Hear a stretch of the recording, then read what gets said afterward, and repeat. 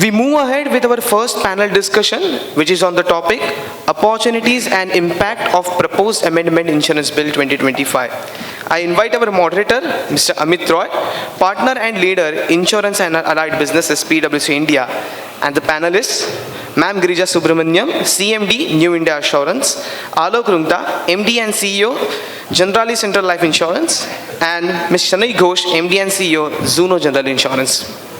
Good evening, everyone, and I'm delighted to actually host today's panel. Truly a power-packed, panel that way, and extensive coverage across, Shanai from the new age insurers, businesses, Mrs. Girija from,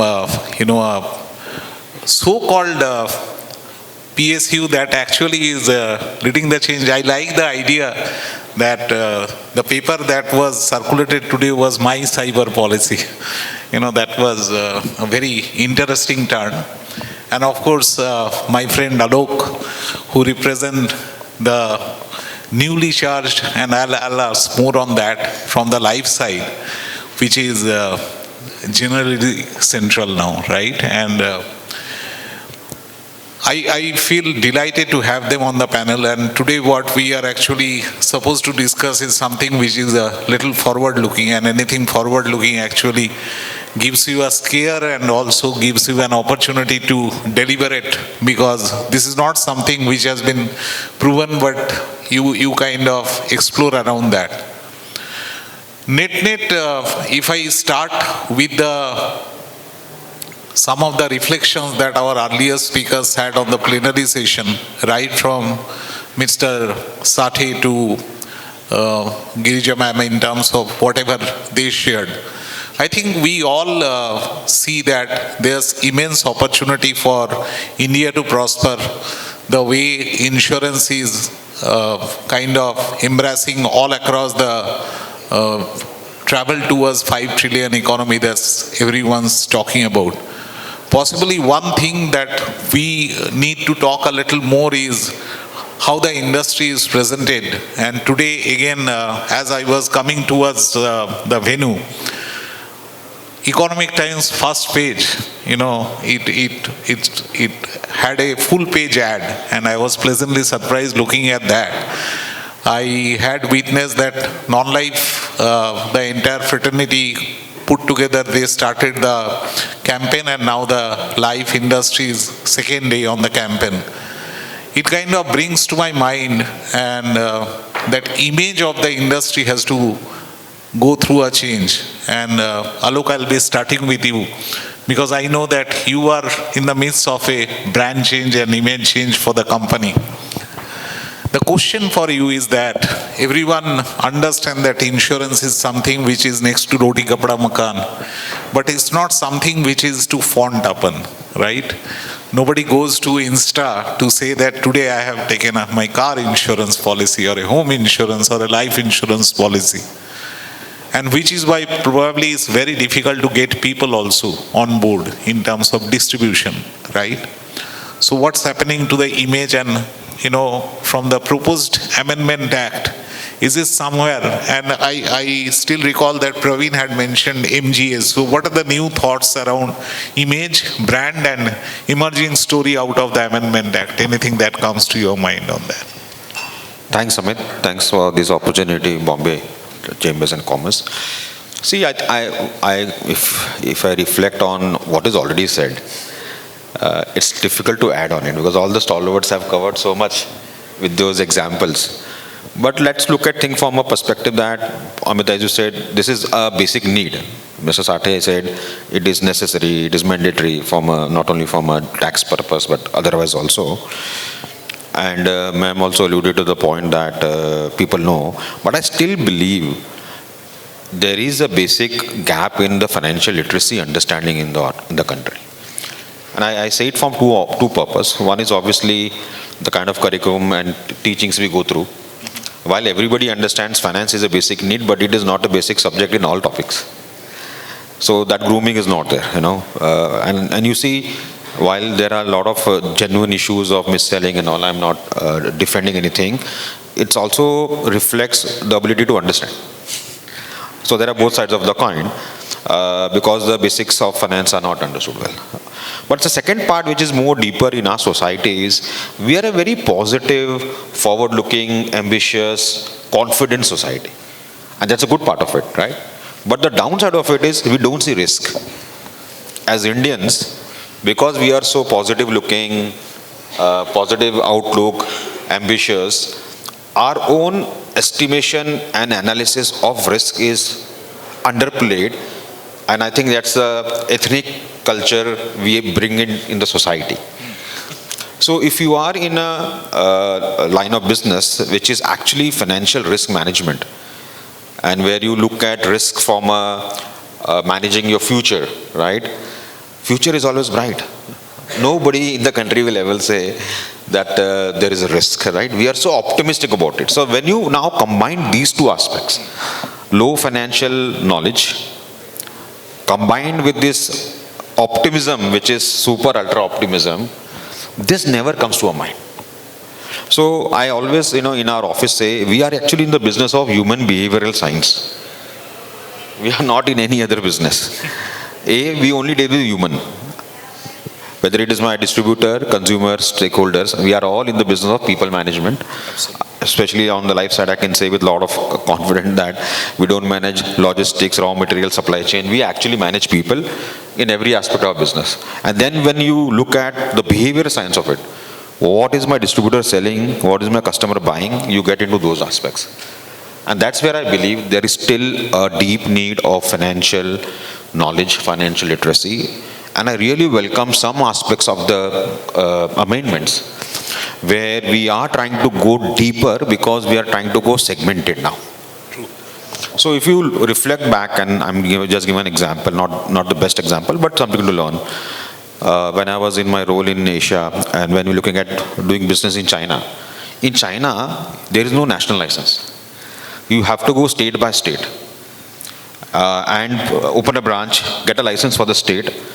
So what I think some of these things help is you go deeper in the market where you operate. We started with a national license. So again, I'm not saying right or wrong, but what I'm saying is that has really not helped as much to go deeper in all the markets. Right.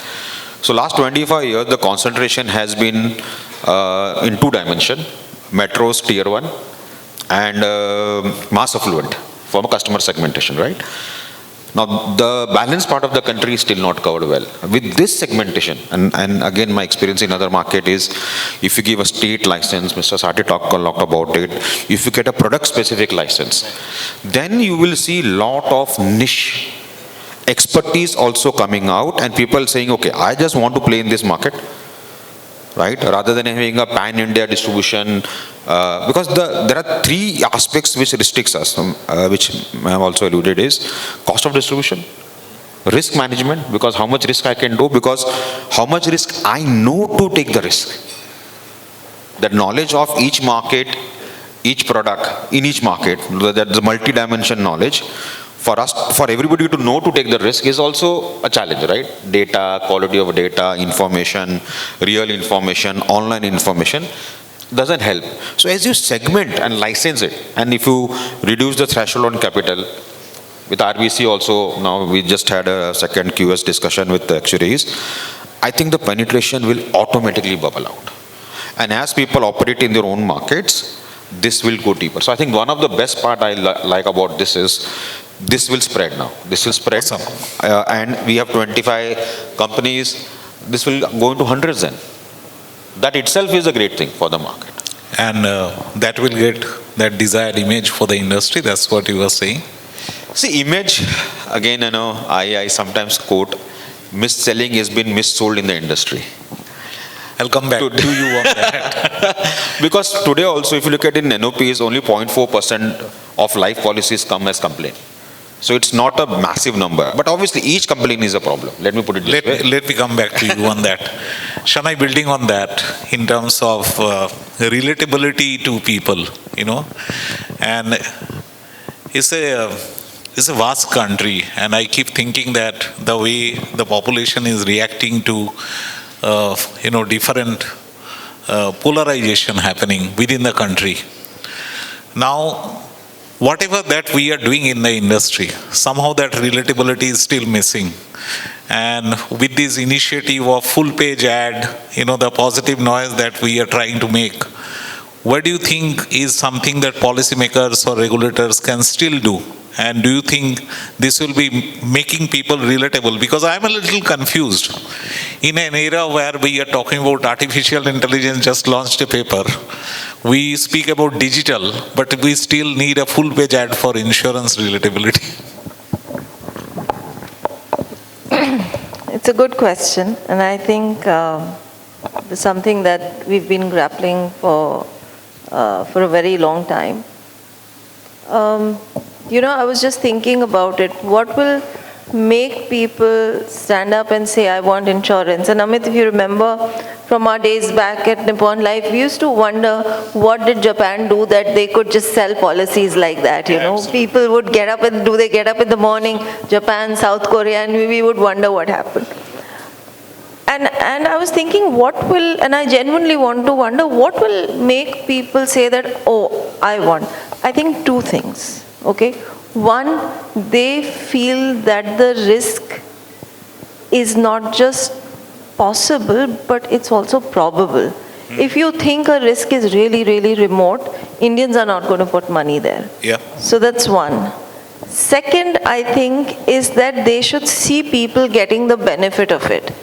And I'll just talk about something which is very unfortunate and which has just happened, referring to the cloud burst in Uttarkashi. It's really unfortunate, and if I would hazard a guess, I would say most of the losses in property at least are uninsured. Okay? Yeah. Lives, hopefully, there will be some with all these government schemes that are there. Life, there will be some insurance. So what you will find is that there are more and more takers for, the government schemes of life insurance because people will see people getting benefit of that. While property, no one is getting benefit. So here is where I come back to what I think the government can do, and they have been doing also, but I think this is the direction if we want to make insurance really relatable. So what we've done in life insurance or personal accident insurance, where government has started a scheme where people start enrolling. First there is a force, there is some kind of push for enrollment, then something happens, people actually see the benefit and slowly it catches on and people say, okay, this is something that could happen and I need this. Similar thing has happened in crop insurance, okay? Yeah. If you see the number of farmers enrolled, it has gone up. And Girija ma'am knows more than anyone else on that, but it's gone up. It's not been an easy task. It's got its ups and downs, and we hear, unfortunately, in the media more negative things than the positive. But the fact is, and the number of non-loany farmers who have started wanting crop insurance, that means they have started seeing benefit. How did it start out? It started out with a government push and policy, despite all the learning curve, etc., that we had and the challenges that we had. Now using tech, and also the government has simplified some things. We've navigated a lot of hurdles. Now that is becoming popular and there is some pull coming across. So I think in this manner, I think this is where the cycle that we will have to take. Now, car insurance, okay. Your personal car. I don't think I know anyone who doesn't insure their personal car. Because they know it's going to happen. There's quite a likelihood. I don't want to pay that price. TP is a push because I don't get benefit of that. Someone else. People don't understand the liability of health insurance. Now, health insurance is a conundrum actually.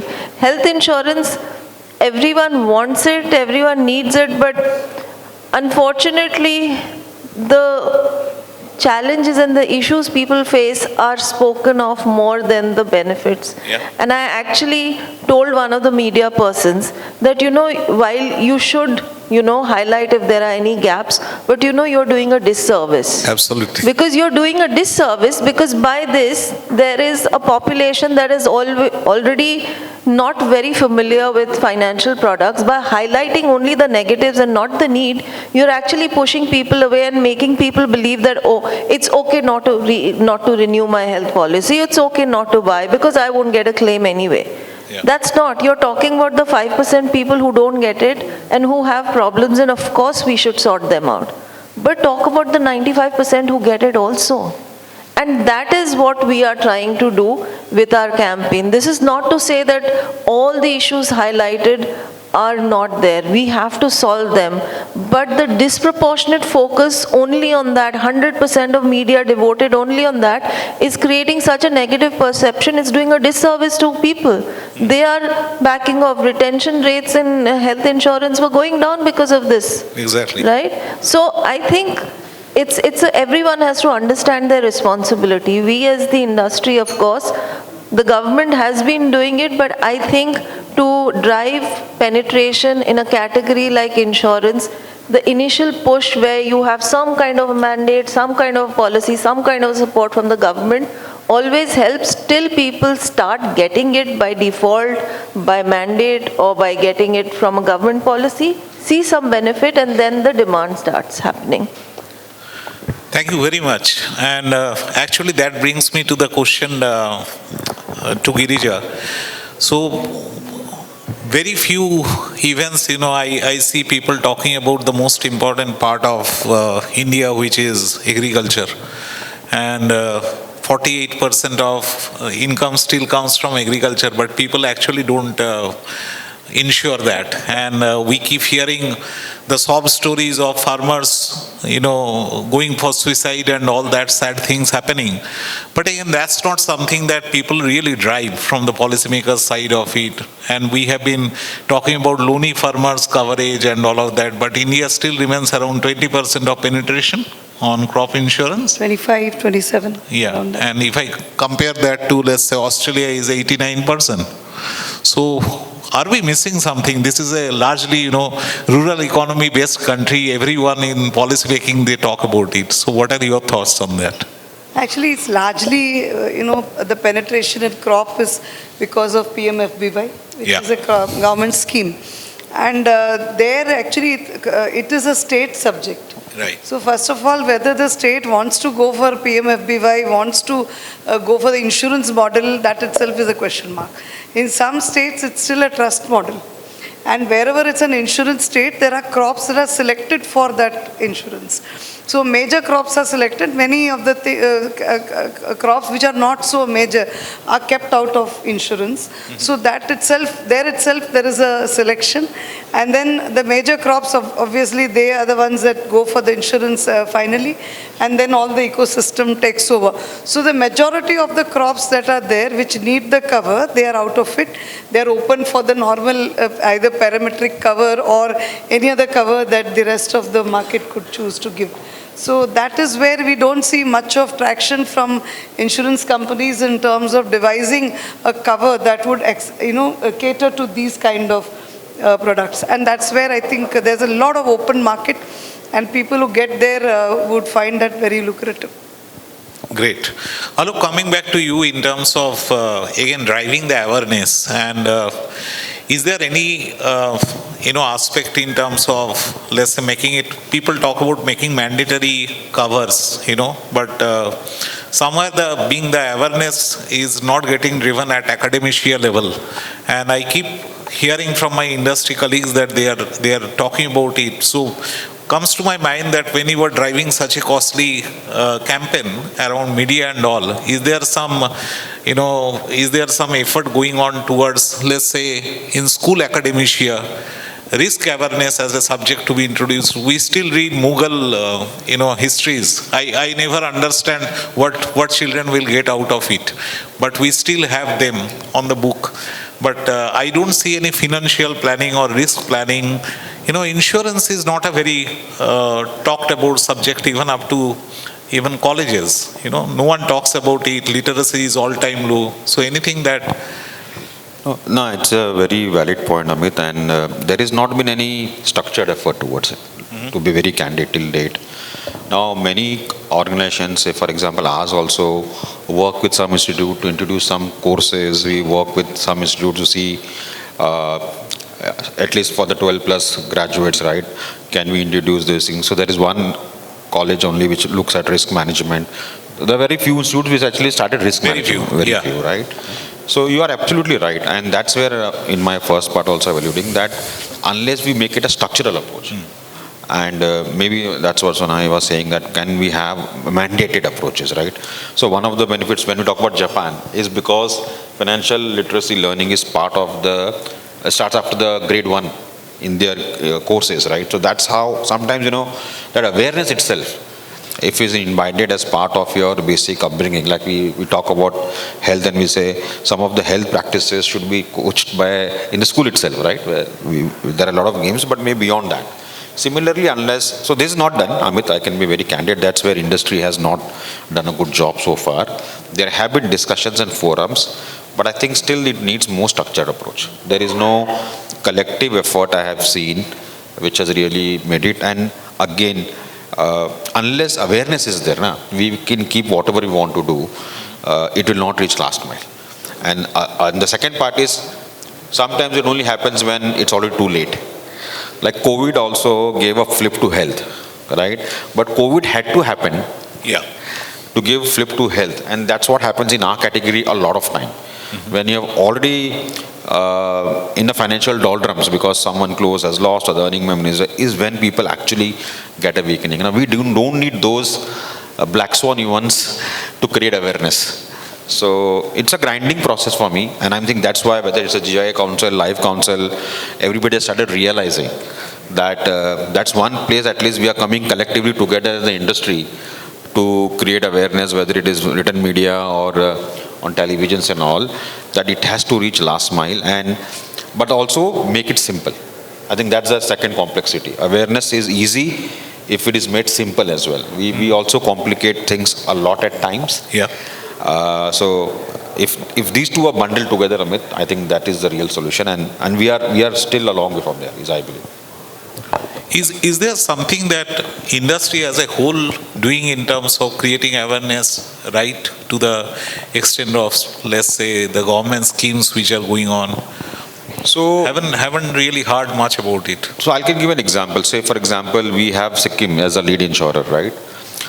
So our approach there is not to sell our products only. And I'm happy to say everybody's come together there because I have a much more deeper knowledge of what's happening there. I can't speak about that state.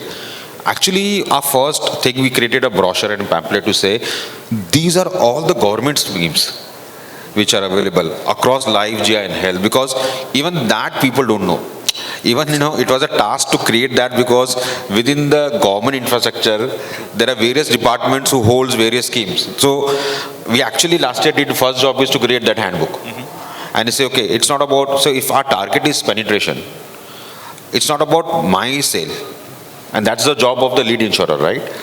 So I think if you go by that approach in every state and city where we are not necessarily pitching a product, but we are first saying, boss, itna sara available hai, why don't you first look at these? And if you don't want some of these, we also may have something to offer in parallel. But I don't think that is the first row. And then obviously the discussion on BMI Trinity and all should be able to do it. But that's the real way to do it, where you come together, put on table what is available, and then let the customer choose. It may say what is relevant to him or her, and that I think that's the best model if you want to remove our biases also, because we are being given a state and I'm trying to maximize my business, or actually I'm trying to maximize penetration. So I think that's a good model. Obviously it has to go more deeper, but I think that's a good model which we are looking at. Girija, coming to you on Insurance Amendment Act, there's so much of discussion around composite and all of that. And composite is actually two-way. I mean, PNC players can go for life players can go for PNC, lot of excitement around health and all other stuff. Would that create something like a major force towards plugging the protection gap? Do you really believe that? Because somewhere in the policymaker's mind, I keep hearing whenever I interact with the finance ministry or DFS or even IRDA, that seems to be the thing. But what are your thoughts? Because you would have seen, both the sides of the world. So on that. Yeah, so I believe this is a very major step which will open up this industry to a better customer experience. Because see, customers go for property to one insurer, health to another, accident to a third insurer, life to another, and all of that, depending on who's the cheapest and all. So I think this would change the customer experience. So it'll be a one-stop shop kind of a solution, and that along with the open architecture would make this a very seamless experience for the customer, where he can get the entire, all his protection needs covered under one umbrella, and also gets possibly some value-added services also put in, because of, you obviously will get a discounted price when you buy everything from the same insurer, so you can get some value-added services. So I think at the end of the day, the customer satisfaction is going to be much, much better. But having said that, I think composite licensing has to come in with enabling regulation, and as well as watchful regulation on how it is used and how it is rolled out, and especially the entire ecosystem that goes with composite licensing, that needs to be put on watch. Will that not lead to a lot of complexity within the businesses also, and maybe conflicts within the channels? To you? For me? Yeah. You said a lot of complexity. Complexity to run the way you run your health or the... No, I think, composite is not new to India. Yeah. It was there prior to nationalization. And when it was nationalized, they, broke it into life and non-life. So we are already used to having, composite insurances. The Insurance Act 1938 caters to composite licensing. So everything is there. Infrastructure is all there. We're just rediscovering it, and in a more modern era where more enablements are there in terms of regulation, in terms of opening up, the distribution channels, in terms of, product innovation. You have learned so much from around the world about composite, products. So that could be used here. And already, I think, where corporate agency is concerned, they already have experienced it. So it's not a new thing. I think we taught this to the world, and we're just going back again. So you are looking forward to that complexity, actually. I can see that. Yeah, awesome. I mean, it'll open. I feel the customer reaction is very important. That is word of mouth publicity. And that needs to happen for customers to have insurance as a way of life, as a necessity. I think this is a real good way forward. Awesome. Shanai, coming to you in terms of the point that you touched upon again, we just heard from Girija also that insurance has to be something which is embedded to life, to our day-to-day living and stuff like that. Now, the price centricity that we have around insurance is something really unfortunate, in the sense that end of the day people go for the cheapest. When I am actually purchasing a garment or a bag, possibly I'm looking at a brand, I don't mind paying any money for a wristwatch, I don't mind paying any money for a Gucci bag, but when it comes to life insurance, I want the cheapest.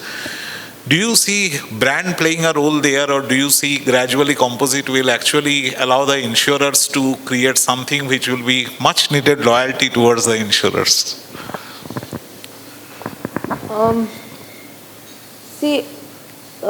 If I talk about composite license, okay, where is it? Today we have, my experience is actually a little different. Is that audible? Yeah, my experience is actually a little different. If you look at the non-life sector, okay, we can sell everything except life. So we have a plethora of products. Let's say everything non-life and health. Do we find everyone buying the same product from the same? I don't think so, because customers are smart. They decide, they buy from who they think is the best in that. So I wonder if it's possible to be the best in everything. Yeah. Okay, number one. If I look at motor and health, which are the biggest segments, there's no synergy in distribution at all. Because people have tried and not succeeded in having one distribution, which is why all the companies that are making a big foray, non-life GI companies, which are making a big foray into health, have started creating an independent distribution structure. The underwriting anyway is different. And that is why in an industry like insurance, where the customer awareness is still low, the demand is still not there, I think you will need individual focus. That is not to say composite license shouldn't happen, but I think we should figure out how it happens while making sure these individual focuses don't disappear, because I think that is required to drive. Now, if I want a customer to buy more than one product from me, to buy a car insurance, to buy health insurance, I have to deserve that from the customer. True. So both from a product as well as loyalty, what is stopping us as insurers, and I'm questioning myself and my company every day, why doesn't every motor insurance customer buy health insurance from us? Because they are seeing the specialization somewhere. We have 25 non-life or GI insurers almost, right? And we have 5 specialized insurers. They have a much bigger percentage of the market share in individual health. Why? Because of focus.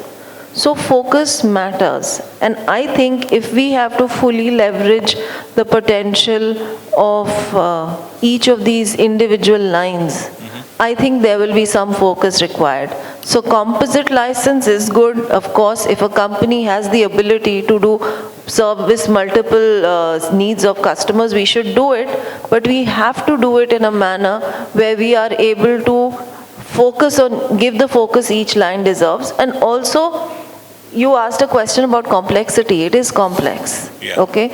The profile of risk, the duration of risk, customer behavior, channels, technology, everything, accounting, everything is different, right? So that complexity has to be borne in mind.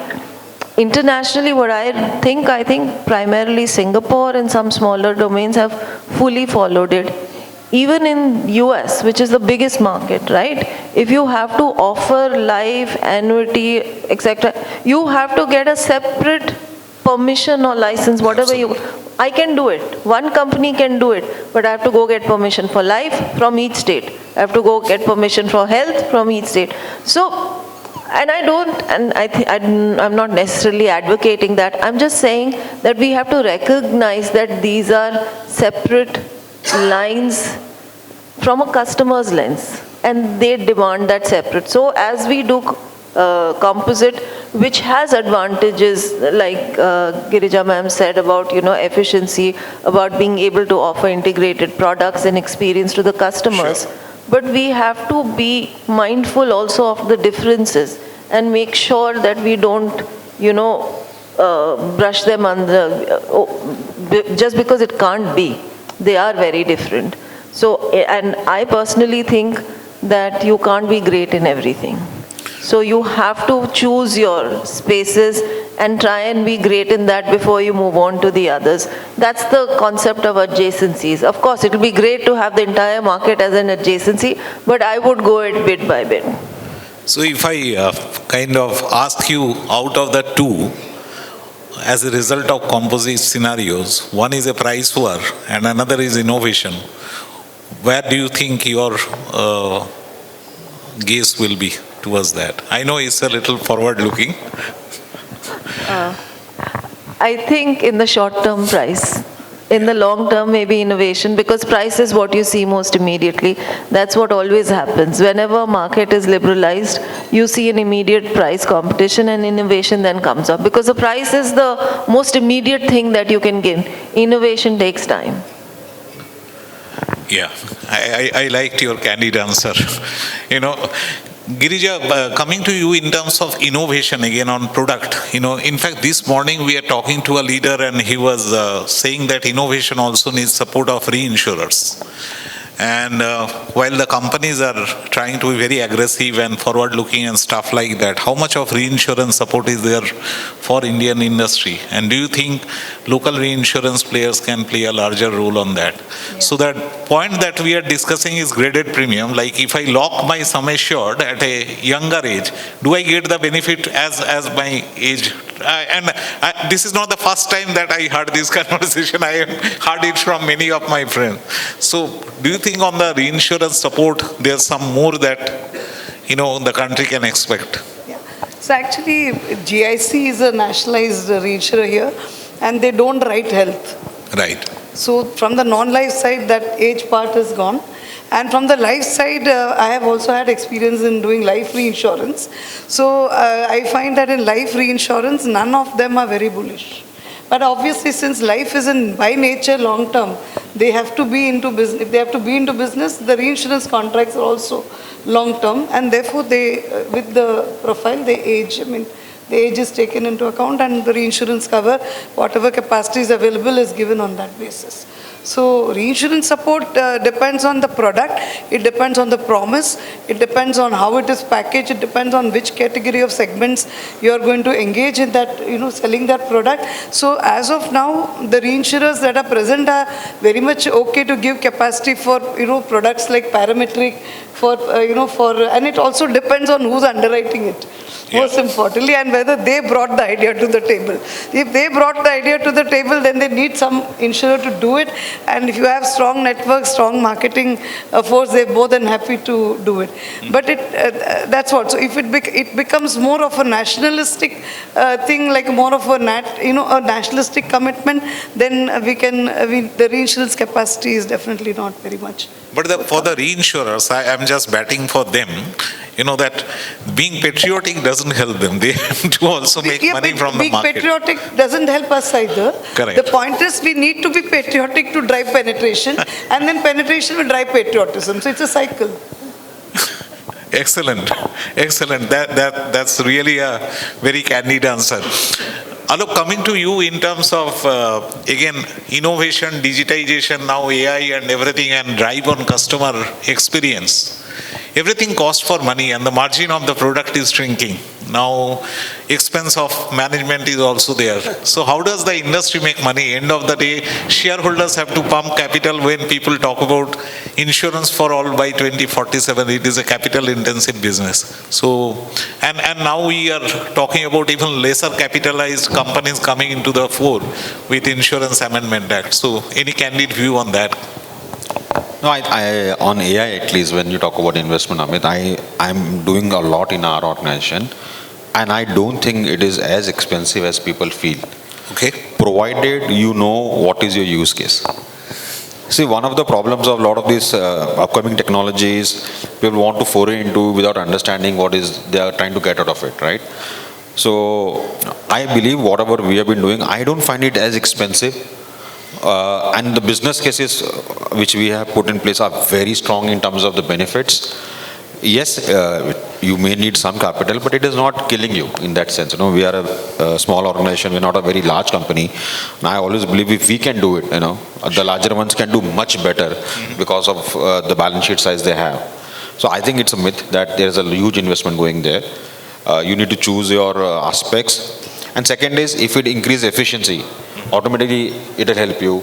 If you use it in productivity improvement. Yeah. So it depends, there are two aspects, productivity and efficiency. The entire game is about that, right? We have seen that we can use it in both sides. So a lot of people talk about on the back end side, but we are also exploring it in the front end side, on some point of sales, right? So if it gives me an upside on productivity, and also it helps me build efficiencies back end, I think it is worth the investment. So I don't see that at all a challenge. As an industry, capital, long run, that's definitely a challenge. That being a front-loaded industry, which I always keep on saying, we are long-term, but we are too much front-loaded industry, right? And unless that problem is solved on the front-loaded, then we can keep on discussing till cows come home. This issue of capital will never go. But I think with Indus coming in, and if our capital regime changes with RBC, because we see our own results because we are a global organization, we report on IFRS. Yeah. the results are very different. In one books, if I make losses, I make a lot of money. In the other book, so if Indus gives us the same benefit, and that's why we are looking forward, because there are three things going to happen. Indus will come, your RVC will come, and then how the income tax plays on it, right? That is something we are looking for, because these things will release capital. And to your point, unless you do that, this 100 crore is nothing. It will fly off in a year. Forget about it lasting more than that. So I think these things will revolutionize. Capital is always going to be, is never easy in any industry, right? So, and you're going to get it more premium in the coming days. See, it's more volatile, it's more uncertain nowadays. So it's going to have more premium in terms of the way it was available in the past compared to the way it is going to be available in the future. So reassuring, you know that you are happy about the capital situation. Shanai, coming to you, in terms of one thing that industry is probably a little defensive about is health claims. Yeah. And media talks about it, unfortunately, on issues which are isolated. It doesn't talk about 2.25 lakh of COVID claims settled by the industry. Positive stories do not come out, but there's always like from the policymaker side, parliament questions and all of that. So with AI, do you see that as an area in terms of creating transparency? What's your feeling, and how can the image actually take a positive turn towards health claim, or do you think that responsibility lies with the customer? Responsibility of what? Lies with the customer. No, I don't think responsibility lies with the customer. Honestly, at the time that the customer is going through this point in their life, I think they are occupied with their other concerns. The responsibility lies with everyone who's providing that service. And I would like to request the healthcare provider industry's support in this, because we are just part of the entire ecosystem, not the entire ecosystem. We have to work in tandem. So if let's understand what are the real pain points that the customer has, and we've tried to figure out where does a customer get. One is when they get surprised. Okay, I was expecting that this will be covered, that will be covered, it's suddenly not covered. Okay, I think there the industry can do something, create simple products. I think this is my personal view, that in the endeavor to be innovative, we've created complexity, right? So we've got this thing, restoration, recharge, this, that, and the customer doesn't understand so many things. All the customer wants that if I go to the hospital for anything, will my claim be paid?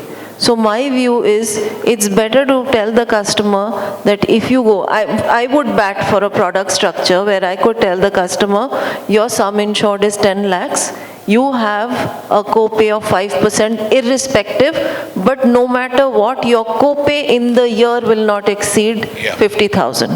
That is a product that I would like to tell my customers. People may not buy it, but I think this transparency is required. Unless you can make this simple a product, it's very difficult for even insurance companies. Now, we have to understand, we talk about simplicity. People sometimes mistake transparency for simplicity. Transparency means a CIS, but a 5-page CIS is meaningless. I've always told my team, unless we can give the customer a policy in 1 page, we are not going to be able to solve this problem. And yes, of course, we have to give some conditions, but if those conditions exceed 3 to 5, no one is going to register it. Okay, I can tell him this is your sum insured, this is your copay, all of that. For that, if I need to create a closed network, I think it's worth it. Because that will really solve the dissonance. Then there is no dissonance between what I'm getting and what I thought I was getting. The second dissonance happens in the entire process of claiming. True. The process of claiming is very arduous, and here I would like to bat for the industry. It's not because of the industry.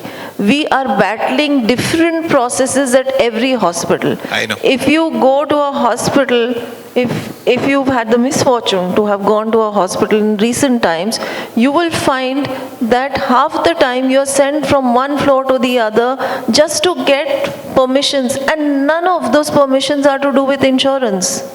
So I think I would, in fact, we as an industry have been requesting various parts of the government to help us sort this out with the help of the medical fraternity and healthcare providers also. We need to simplify that. If I was to be able to tell customers one thing, that this is this is what you expect, then the dissonance will be far lower. And the last thing is, I think again comes to do with, what is covered and what is not. So I think there are two parts to the problem. One is the product. We have to simplify it, really, really simplify it, so that when a customer goes into a hospital thinking that my, stay could cost me 80,000, 1 lakh, 1, 2, I should know what I'm getting. Don't have a surprise of a non-medical or something. So I think we as an industry, but from a process simplification, I think industry can do less and the medical fraternity can do a lot more. And I think the onus lies solely with us and the healthcare provider industry, but insurers can't do it alone for sure. I was actually telling my colleague, partner, friend Mahesh, when we are creating this thought leadership paper on AI, if you can solve that discharge day issue and create transparency around it, I think people will really give you a lot of blessings, wishes, hugs, let alone revenue. In fact, I want to refer to the process that I have experienced under something called, for Army, you have ECHS. That process is very simple. Extremely simple. You go, show the card, everything is a package rate, everything is approved, right? And it's unlimited cover. Okay? Doesn't mean that everyone takes unlimited, but the challenge, it's got a limited network. So I think as an industry, what we are trying to do right now is one way forward by getting a common network for the industry, getting package rates, so that we can truly give this kind of experience to customers. You go, you show your card, and no questions about whether you should have gone, you shouldn't have gone, because we also are subject to a lot of frauds, right? And to check those frauds, we unfortunately end up creating processes that penalize, innocent customers. So I think that to me is a big initiative of the industry. It's a very, very tall ask. It's a very ambitious plan. But that is possibly one way we can solve, at least from the industry side, the process part of the problem. Girija, Mr. Sathe also mentioned about health regulators, much needed presence in the country, and Shanai also kind of touched upon the health exchange that we are talking about. You have a large book of health. What are your thoughts on these, entire issue-related health claims? Even I feel defensive, trust me. Yeah. So actually, our book, we have a heavy health book, and we as an industry last 2 years have been struggling with all aspects of health, and in order to give the customer the best deal. But in that process, the entire insurance industry is tamed. The regulator has put in so many stringent regulations and also inspections to see that everybody is towing the line, and we are. But then the service delivery partners, as Shanai rightly said, they need to be because the price point is over there, whatever they charge. And if we have not priced now, obviously going forward basis claim experience, we will price for it, and that's going to keep changing. And the medical inflation being at 14% is not allowing us to keep that premium at an abated state. And then we are again subjected to a 10% capping on premium for the senior citizens, which is, so if you have a large book of senior citizens, it's going to be very, very difficult to service this. So basically, we've been telling at every forum that we need a health regulator who will bring the hospitals, at least, have tiers of hospitals, fix predetermined rates for all packages across these hospitals. Once you have predetermined pricing, then the premium can be, definitely estimated at a better level, and you will find that this, when it comes to an actual pricing, it can become more affordable for the policy holders at large. Thank you very much. I think very engaging discussion, and I can go on and on and on with my friends from the industry. But, there are other panels also, very interesting stuff to discuss. So, can't thank you enough for very candid responses. And I know that I sense some points which are very unrelated to whatever we discussed here, but that's me. And pardon me for doing that, and thank you for tolerating me. Very, candid and brilliant discussion. I learned a lot. Thank you very much. So we close the panel here. Thank you.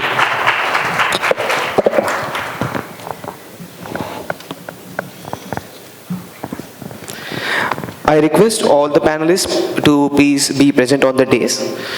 I now request our chairperson of Insurance Committee, Mr. Praveen Vasishta, to please present the mementos to all our panelists and moderator as a token of appreciation.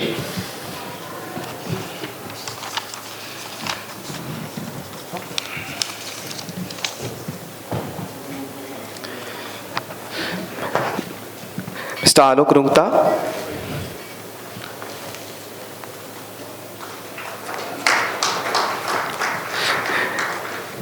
Mrs. Girija Subramanian,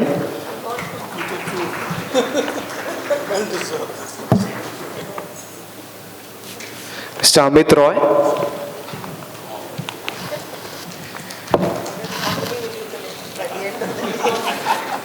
and a round of applause for all the panelists and moderator. Ms. Shanai Ghosh,